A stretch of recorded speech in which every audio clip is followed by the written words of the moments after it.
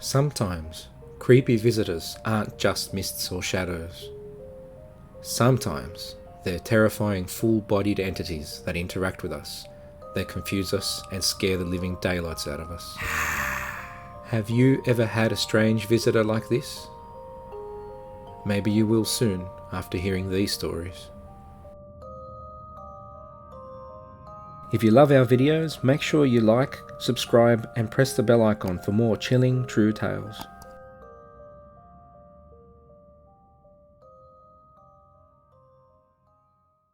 Ragman, West London, UK, 2002.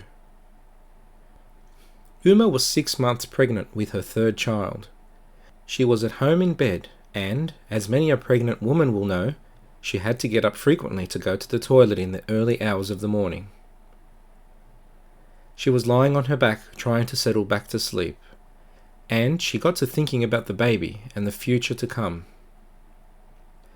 Eyes half closed, she thought about her older children and how quickly they were growing.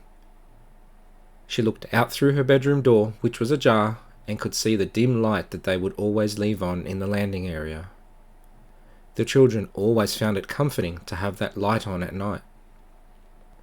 Feeling at peace and feeling like she could fall back asleep at any minute now, she noticed her bedroom door open and assumed it was one of her children. But soon, the backlit silhouette of a short and quite wide person stood in the doorway. As the door opened, it then walked into the room. Her eyes wide open in shock, she watched as what appeared to be a little man walk across the floor at the foot of the bed, and it started to come up to the side of her bed right next to her. As he came closer in the room, more light from the streetlights outside the window made him more visible. She could see that it looked like an old man with wispy white hair. It had a round face and a stereotypical old man's build with pot belly and rounded shoulders as well. Uma saw him in terrifying detail and was frozen in a strange combination of shock and fear. She couldn't see much of his face until he got nearer, and as he got nearer, she saw that his face was round and fat. He wore old man's trousers in a kind of yellowy fawn colour, and his pants were held up with a kind of string which she recognised as baler twine. He also had on a string vest, and she could see his white chest hairs. Now, you're probably wondering why she had time to see so much detail and not scream or run. Well, she said that abject fear overcame her, and she just didn't know what to do as his face came into focus. Creepily, he bent over towards her to look at her even closer. As he moved, he wheezed slightly. He stared at her for a time, and Uma was absolutely petrified. She looked and saw that his mouth was stuffed with rags, and that it looked like strips of cloth were hanging out of it. He bent and put his face very close to hers, and looked closely into her eyes. Her own eyes tearing up as she was too afraid to move, she could see that his eyes were that pale milky blue you associate with cataracts. As you can imagine, at this point the sheer terror was too much, and she was able to scream at him to go away and swore at him. But she still couldn't move her body. This went on for only a few terrifying seconds, but it felt like a lifetime. Her husband next to her heard her scream and woke up and shook her gently to check on her. The ugly, strange figure had disappeared, and she could move again. Had she been asleep? Hallucinating?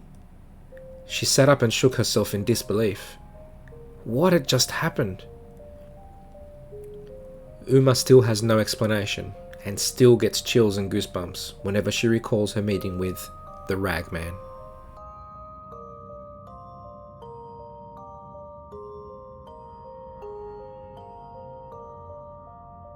Mocking in Maidstone. Maidstone, United Kingdom, circa 2009. Andrew and his wife had been married several years, but the relationship was experiencing some hard times, and they were sleeping in separate beds. Andrew was sleeping in the spare bedroom of the matrimonial home, and with him in the room was his loyal dog and best friend, Rex. Rex was an English bull terrier and always wanted to be around Andrew. His favourite thing at night was to sleep on the foot of Andrew's bed. Early one morning, he and Rex both awoke as they felt that something was wrong. It was as if there was a presence in the room. Andrew looked around thinking that maybe his wife was in the room, but he couldn't see anyone there. His attention was soon drawn towards the door of the room, and there he finally saw it. A figure stood there by the door. He could only describe it as a hag-type goblin, and it was about 1.2 meters or 4 feet in height. It was extremely ugly, and it simply stood there, looking at both Andrew and Rex. Rex noticed it too, and whimpered a little, not daring to move. This ugly creature, standing there before them, broke into a chuckle, and was soon visibly laughing at them, but absolutely no sound was coming out of its mouth, and it made no sound as it moved about either. Poor old Rex was clearly spooked. With his ears down in fear, he looked at Andrew as if looking for an explanation, and then looked slowly back at the hag.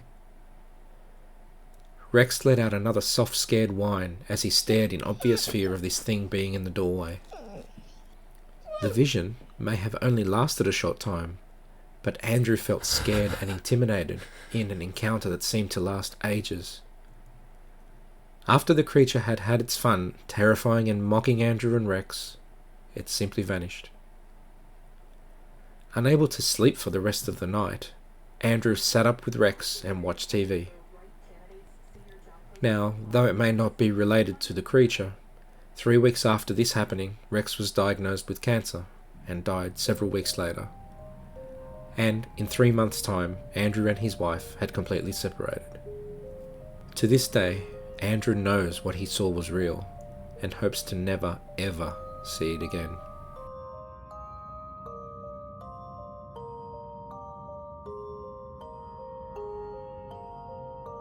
Wake up and smell the gnocchi. Claremont Meadows, New South Wales, Australia, circa 2010. Frida was fast asleep in her bed. Her husband fast asleep next to her. She'd had a big day at work and was glad to have some shut-eye. She must have been in a deep sleep for a while because she doesn't recall being restless. But at some very early hour of the morning, she suddenly felt as if someone were touching her leg.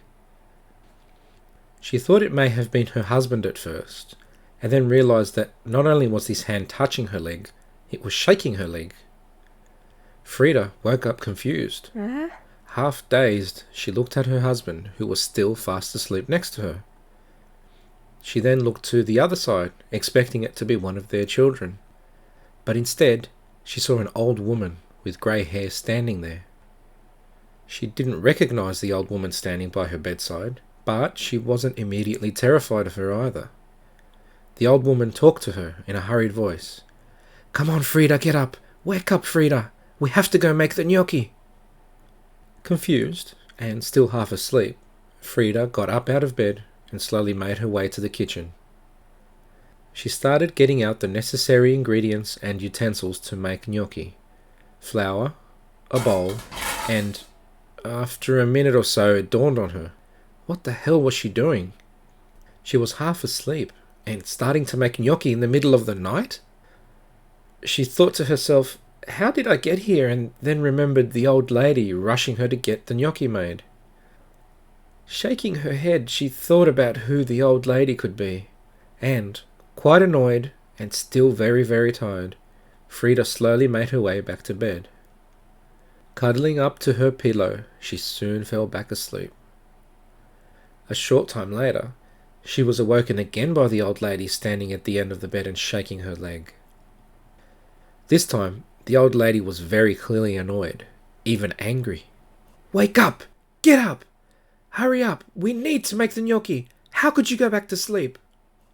Frida now looked back up at the old lady she did not recognize, and very angrily and clearly yelled to her, "F off!" and went back to sleep. In the morning, when Frida awoke, she sat up and remembered the weird dream she'd had the night before about an old woman wanting her to make gnocchi.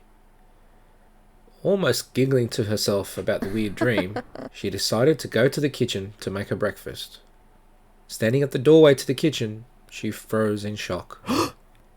On the bench were all the items she had taken out the night before to start cooking. Maybe it hadn't been a dream after all.